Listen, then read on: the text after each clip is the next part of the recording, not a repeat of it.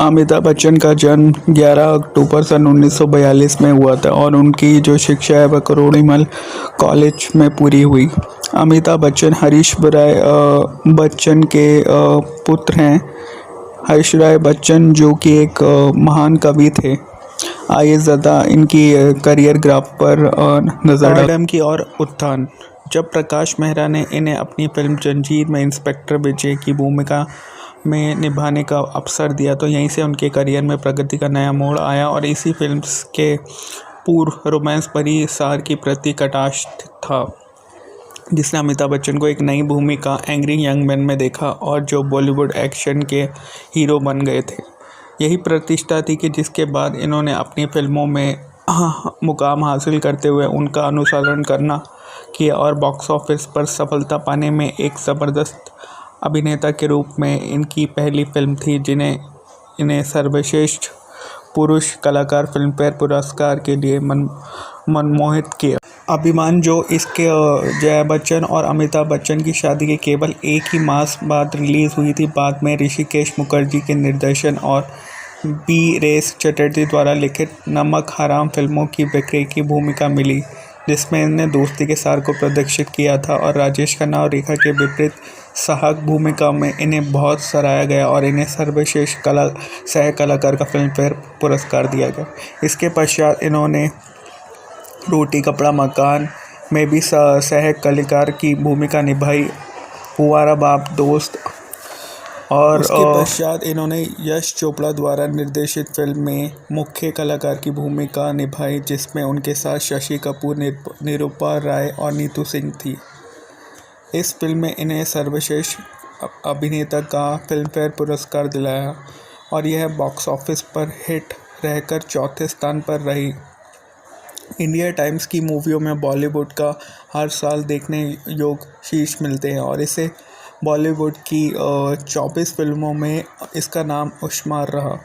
उसके पश्चात शोले रिलीज़ हुई और भारत में किसी भी समय की सबसे ज़्यादा आय अर्जित करने वाली फिल्म बन गई, जिसे काफ़ी सराहा गया और वह उस टाइम की काफ़ी हिट फिल्म मानी गई। बच्चन ने इंडस्ट्री के कुछ ही शीर्ष कलाकार जैसे धर्मेंद्र, हेमा मालिनी, संजीव कुमार और जया बच्चन, अमजद खान के साथ जयदेव की भूमिका निभाई थी। बीबीसी इंडिया ने इस फिल्म को शताब्दी की फिल्म का नाम दिया और दीवार की तरह यह भी इंडिया टाइम्स मूवी में बॉलीवुड की शीर्ष के 24 फिल्मों में शामिल हो गई।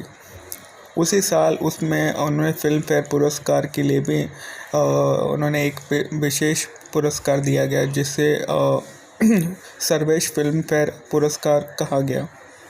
बॉक्स ऑफिस पर शोले जैसी फिल्मों की ज़बरदस्त सफलता के बाद बच्चन ने अब तक अपनी स्थिति को मजबूत कर लिया था और अनेक सर्वश्रेष्ठ कलाकार फिल्मफेयर पुरस्कार और अन्य पुरस्कार ख्याति उन्हें मिली थी। हालांकि शोले जैसी फिल्मों में बॉलीवुड में उनके लिए पहले से ही महान एक्शन का दर्जा पक्का कर दिया था, फिर भी बच्चन ने बताया कि वह दूसरी भूमिकाओं को निभाने में भी सक्षम हैं और रोमांस फिल्मों में भी अग्रणी भूमिका निभा लेते हैं, जैसे कभी कभी, और comedy film Amar Akbar Anthony और चुपके चुपके में काम किया। इन्होंने यश चोपड़ा ने अपनी दूसरी फिल्म कभी कभी में साइन किया और एक रोमांस की फिल्म थी जिसमें बच्चन ने अमित मल्होत्रा के नाम वाला युवती की कवि की भूमिका निभाई थी और राखी गुलजार द्वारा पूजा नामक एक युवा लड़की से प्रेम हो जाता है। इसी बातचीत के भावनात्मक जोश और कौमलात के विषय पर अमिताभ की कुछ पहले की एक्शन फिल्मों के जिनके बाद वह उनसे उनकी तुलना हो गई और पटाश कटाश किया।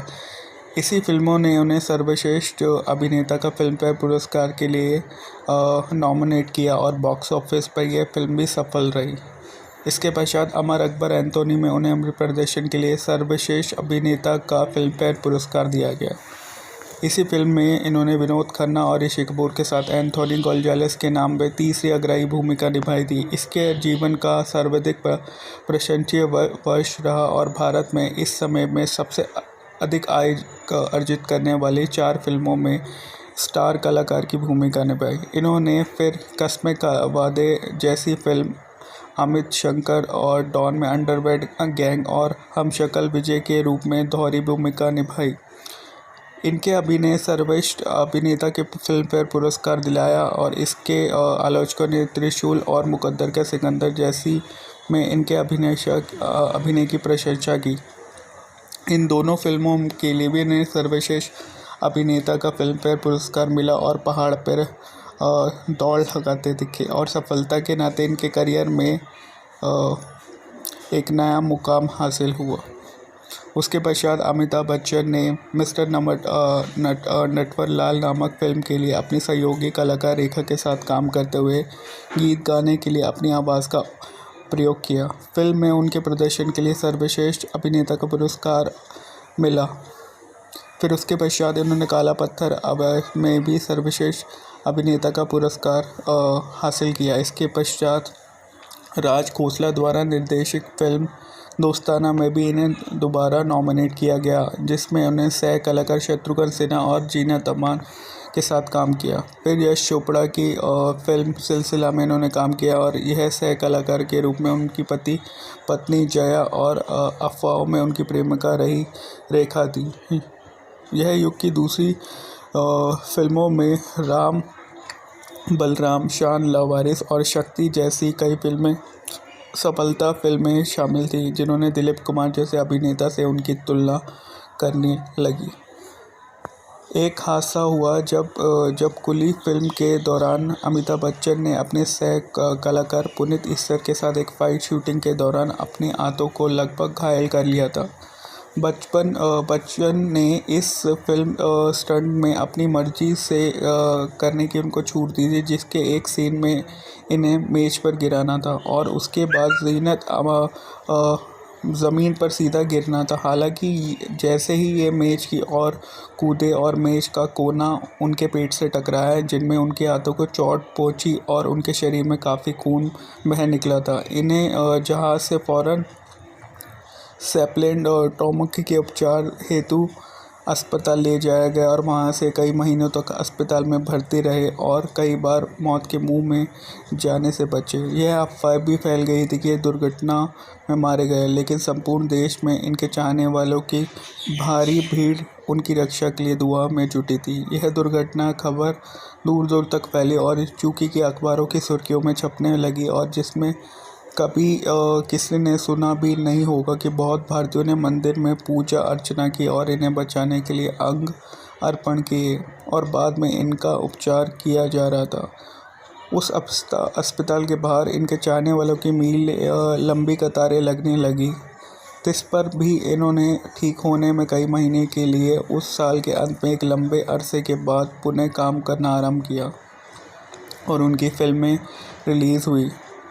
बच्चन की दुर्घटना के असीम प्रचार के कारण बॉक्स ऑफिस के बाद भी ये फिल्में सफल रही। निर्देशक मनमोहन देसाई ने कुली फिल्म में अमिताभ बच्चन की दुर्घटना के बाद फिल्म की कहानी का अंत बदल दिया। इस फिल्म में अमिताभ बच्चन के चरित्र को वास्तव में मृत्यु प्राप्त होनी थी, लेकिन स्क्रिप्ट में परिवर्तन के बाद उसके अंत में जीवित दिखाया गया। देसाई ने इनके बारे में कहा कि एक आदमी के लिए यह कहना बिल्कुल अनुपयुक्त होगा कि वह असली जीवन में मौत से लड़कर जीता है और पर्दे पर मौत अपना ग्राफ बना ले। फिल्म रिलीज़ में पहले सीन के अंत को जटिल मोड़ पर रोक दिया गया और इसके नीचे एक कैप्शन प्रकट होने लगा जिसमें अमिताभ बच्चन के घायल होने की बात लिखी थी और दुर्घटना के प्रचार को सुनिश्चित किया गया।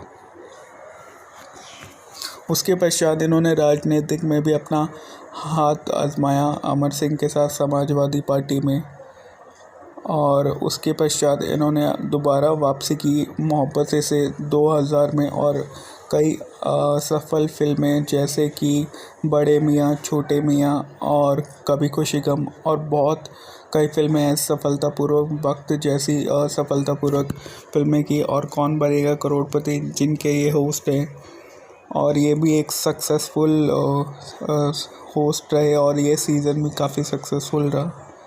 पर 70 का दौर अमिताभ बच्चन का ही दौर था जिनमें उनकी भूमिका अलग से आई और एंग्री यंग मैन का उनको एक टैग मिला।